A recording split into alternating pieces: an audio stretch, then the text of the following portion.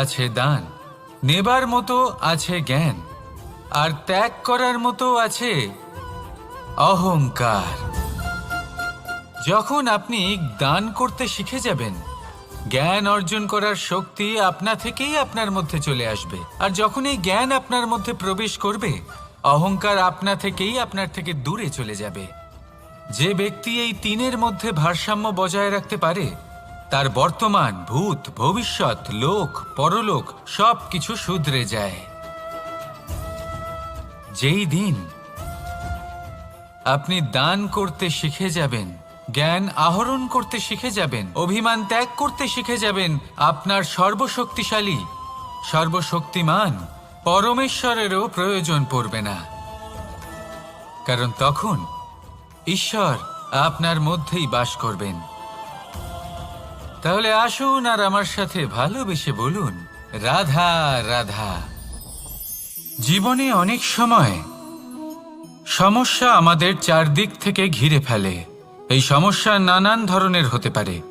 আর্থিক সমস্যা হতে পারে, পারিবারিক সমস্যা হতে পারে, কোনো সম্পর্ক নিয়ে সমস্যা হতে পারে, কখনো কোনো দৈনিক সমস্যা হতে পারে, কখনো কোনো দ্বন্দ্ব হতে পারে, অনেক সমস্যা হতে পারে। কিন্তু যখনই কোনো সমস্যা আসে, আমাদের মনে তার জন্য একটা উত্তর অবশ্যই থেকে থাকে, যা আমাদের অন্তরে রয়েছে। একে আমরা বলি আত্মা। আত্মা হলো পরমাত্মারই রূপ, আর পরমাত্মা তা কখনোই কিছু অনুচিত চাইবে না, তাই তো? এই আত্মা খুব ভালো করে জানে যে কোনটা উচিত আর কোনটা অনুচিত। যদি আসল বিষয়ের কথা বলি, তাহলে আপনাকে নিজের মনকে বুঝতে হবে। কারণ আত্মা তো পরমাত্মা থেকেই আসে। কিন্তু এই মন মানুষ জন্ম থেকেই প্রাপ্ত করে, যার বিকাশ হয় এই সংসারকে দেখে।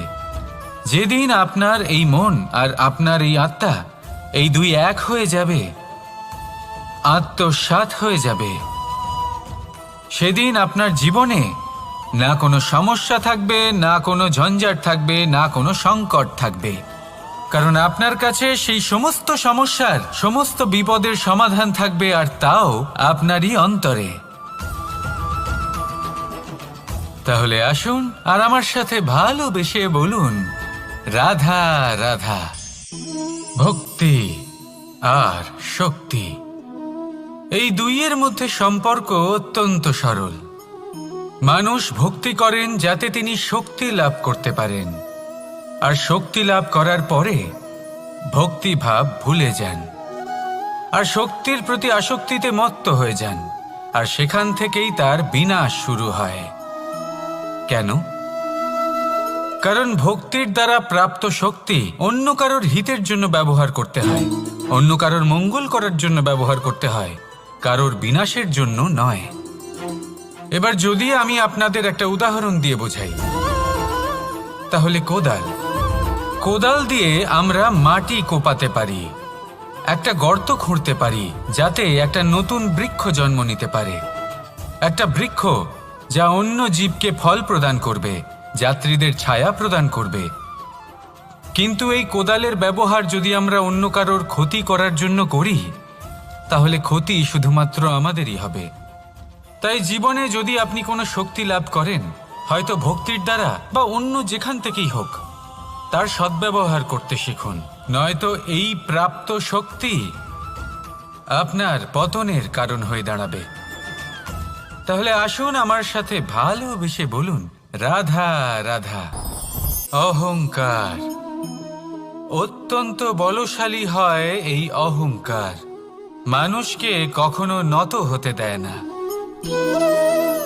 অদ্ভুত ব্যাপার, এই অহংকার যা মানুষকে কখনো নত হতে দেয় না, সেটাই তার পতনের কারণও হয়ে দাঁড়ায়। যেখানে মানুষ এটা ভাবতে শুরু করে যে শুধুমাত্র সেই যোগ্য, সেখান থেকেই তার পতনের আরম্ভ। ঠিক কিনা? দেখুন, যদি কোনো মানুষ এটা ভাবে যে আমি এই সব কিছু করতে পারি, তাহলে তা হলো বিশ্বাস। কিন্তু যদি সে এটা ভাবতে থাকে যে শুধুমাত্র আমি এই কাজ করতে পারি, তাহলে তা হলো সেই ব্যক্তির অহংকার। আর এটা আপনাকে বিনাশের দিকে অবশ্যই নিয়ে যাবে। মনে রাখবেন, যখন আমি আর শুধুমাত্র এই দুই এক হয়ে যায়, সেখান থেকে আপনার পতনের সূত্রপাত হবেই। তাই আপনি কখনোই এই অহংকারের চক্রব্যূহে ফেঁসে যাবেন না। বিশ্বাস রাখুন নিজের ওপর এবং অন্যের ওপরও, আর মনে রাখবেন বিশ্বাসের মধ্যে বিশ্বের প্রত্যেকটা বস্তু বসবাস করে। তাই এই অহংকারকে ত্যাগ করে ফেলুন আর আত্মবিশ্বাসের ওপর মনোসংযোগ করুন, আর আমার সাথে ভালোবেসে বলুন রাধা রাধা।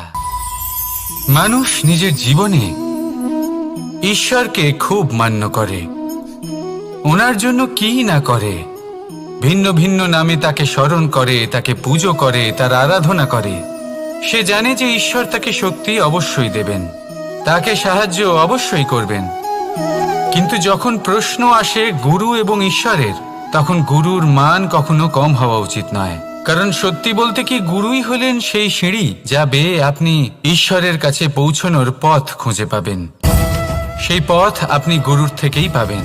গুরু না থাকলে আপনি কখনো ঈশ্বর লাভ করতেই পারবেন না। আর জীবনে অনেক সময় লক্ষ্যের থেকেও অনেক বেশি গুরুত্বপূর্ণ হলো পথ। তাই এই পথের সম্মান করতে শিখুন, অর্থাৎ গুরুকে সম্মান করতে শিখুন, কারণ গুরুই হলেন পরমেশ্বর। তাহলে আসুন আর আমার সাথে ভালোবেসে বলুন রাধা রাধা। আপনার জীবনে আপনার প্রকৃত বন্ধু আসলে কে? আপনার সব থেকে শ্রেষ্ঠ মিত্র আসলে কে? তিনি যিনি সময় এলে পরে আপনাকে সাহায্য করেন, নাকি তিনি যিনি সময় এলে পরে আপনাকে অর্থ দেন? দেখুন, আমরা হলাম মানুষ, আমাদের জীবনে লেনদেন চলতেই থাকে। এটা আমাদের জীবনের অভিন্ন অংশ।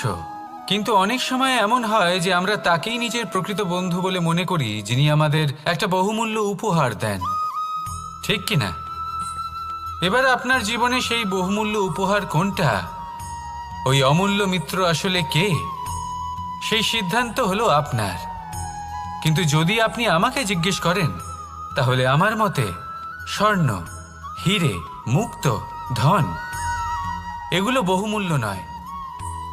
বহুমূল্য হলো সঙ্গ, যখন আপনি একা হয়ে যাবেন; সময়, যখন আপনার তাকে প্রয়োজন হবে; সমর্পণ, যখন আপনার বিশ্বাসের প্রয়োজন পড়বে। যে মানুষ আপনার প্রতি এই 3 গুণ প্রদর্শন করেন, যিনি আপনার কঠিন সময়ে আপনাকে অবশ্যই সঙ্গ দেবেন, যখন আপনার প্রয়োজন পড়বে আপনাকে অবশ্যই সময় দেবেন, আপনার প্রতি সম্পূর্ণ সমর্পিত থাকবেন, সেই হলো আপনার আসল মিত্র, সেই হলো আপনার প্রকৃত বন্ধু। কারণ সত্যি বললে, বন্ধুত্বের অর্থই হলো নিজেকে সম্পূর্ণরূপে কারোর কাছে সমর্পণ করে দেওয়া।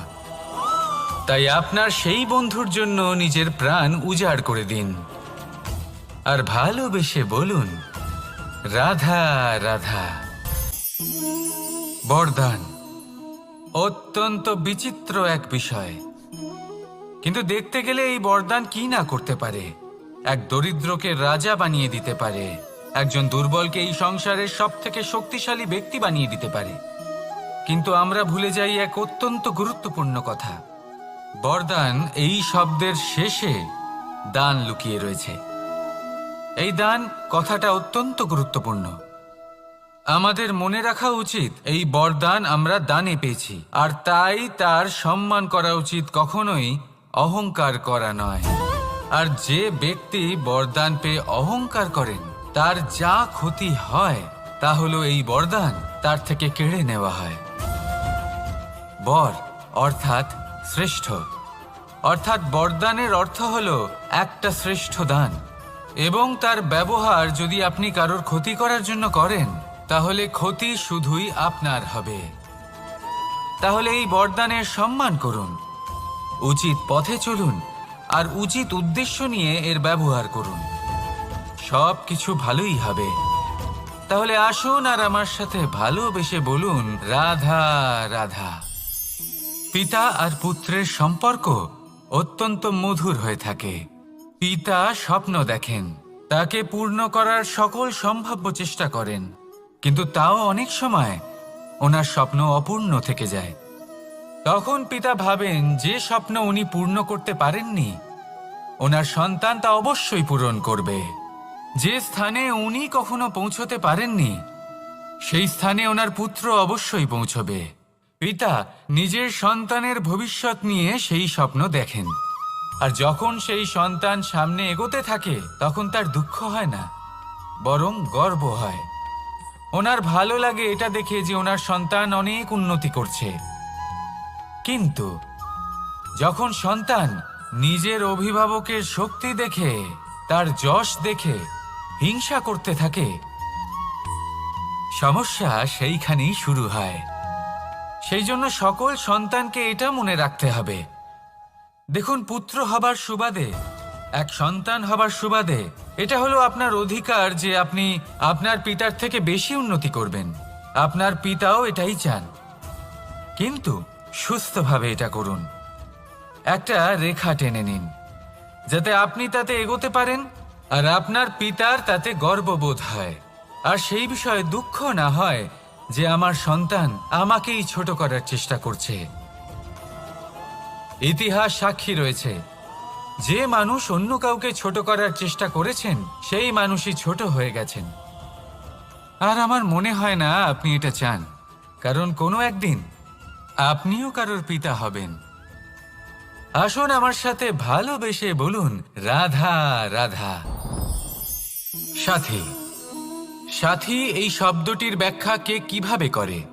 মিত্র, সখা, বন্ধু, কিন্তু অর্থ একটাই। তিনি যিনি আপনার সঙ্গী হন আর তিনি যার সাথী আপনি হন।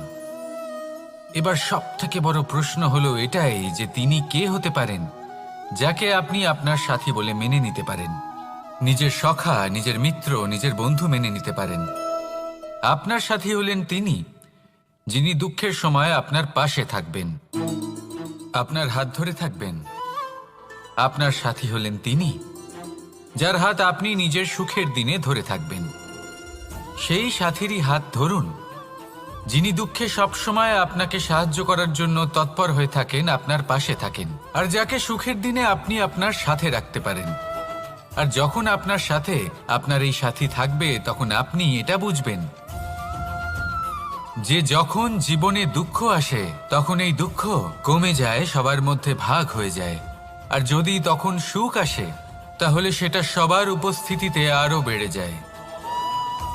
এটাই হলো প্রেম, এটাই হলো ভালোবাসা, এটাই হলো সঙ্গ, যেমন সম্পর্ক আমার আর রাধার মাঝে। তাহলে আসুন আর আমার সাথে ভালোবেসে বলুন, রাধা রাধা। আমাদের মনে যখন কোনো প্রশ্ন ওঠে, কোনো দ্বন্দ্ব জাগে, তখন আমরা যাই আমাদের গুরুর কাছে, আমাদের আরাধ্যের কাছে গিয়ে জিজ্ঞেস করি। এইভাবেই একদিন আমি পৌঁছলাম আমার আরাধ্যের কাছে, আমার মহাদেবের কাছে, আর ওনাকে প্রশ্ন করলাম যে মহাদেব, জীবনে আনন্দ পাওয়ার, উৎসব পালনের, প্রেম ভাগ করে নেবার, জীবনকে উপভোগ করে নেওয়ার সর্বশ্রেষ্ঠ সময় কোনটা? মহাদেব হাসলেন আর উনি বললেন, জীবনে উৎসব পালনের সবথেকে শ্রেষ্ঠ দিন হলো মৃত্যুর ঠিক আগের দিনটা। প্রেম ভাগ করে নেওয়ার সবথেকে শ্রেষ্ঠ মুহূর্ত হলো মৃত্যুর ঠিক আগের মুহূর্ত। জীবনকে উপভোগ করে নেওয়ার সর্বশ্রেষ্ঠ প্রহর হলো মৃত্যুর এক প্রহর পূর্বে।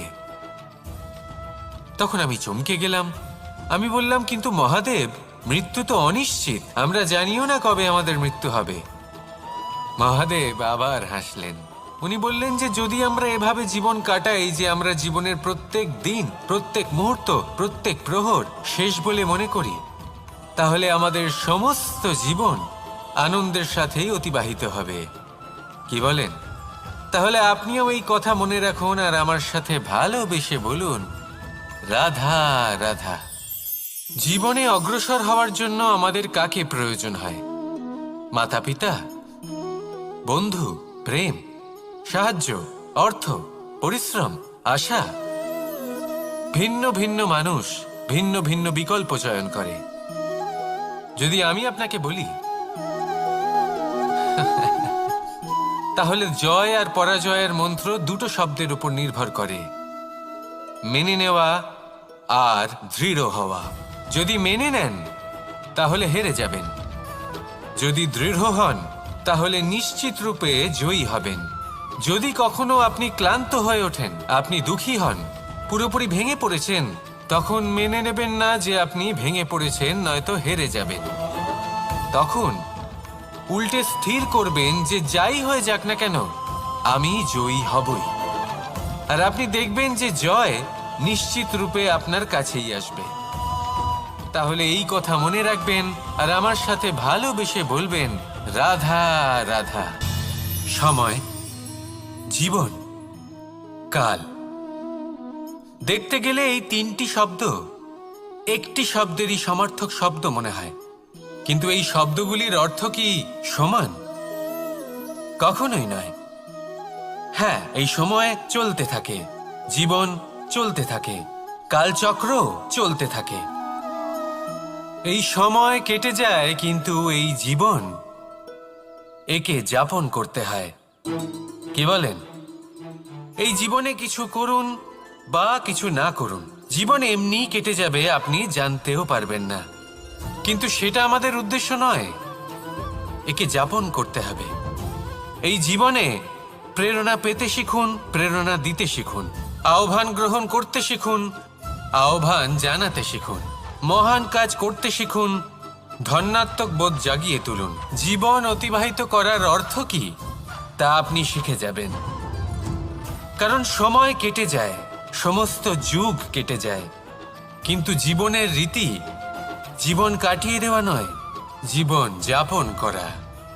এই জীবন সম্পূর্ণরূপে অনুভব করতে হবে, নতুন পথ বানাতে হবে। এবারে যদি এই জীবন বাঁচার সময় একবার ভেবে দেখুন, যদি মনে প্রেম থাকে, সদ্ভাবনা থাকে, তাহলে কি হবে? এই জীবনকে বাঁচার অনুভূতিটাই অন্যরকম হয়ে যাবে, একটা আনন্দময় অনুভূতি লাভ করবেন। তাহলে এটাই করুন আর আমার সাথে ভালোবেসে বলুন, রাধা রাধা। আপনি কি কখনো কোনো জলের ধারা দেখেছেন?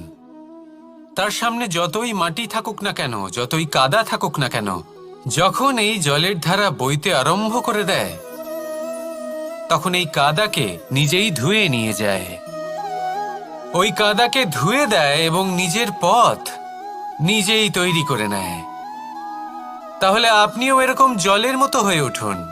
যদি হয়ে উঠতে পারেন, তাহলে নিজের মনের, নিজের ভাবনার, নিজের জীবনের যত অনাবশ্যক তত্ত্ব আছে, অনুপযোগী অংশ রয়েছে, অর্থাৎ অপরিষ্কার অংশ রয়েছে, তা নিজে থেকেই নির্মল হয়ে উঠবে। আর যেরকম জলের ধারা কখনো থেমে থাকে না, সব সময় বয়ে চলে, সেইভাবে আপনিও কখনোই থামবেন না, সবসময় বয়ে চলুন, এগোতে থাকুন।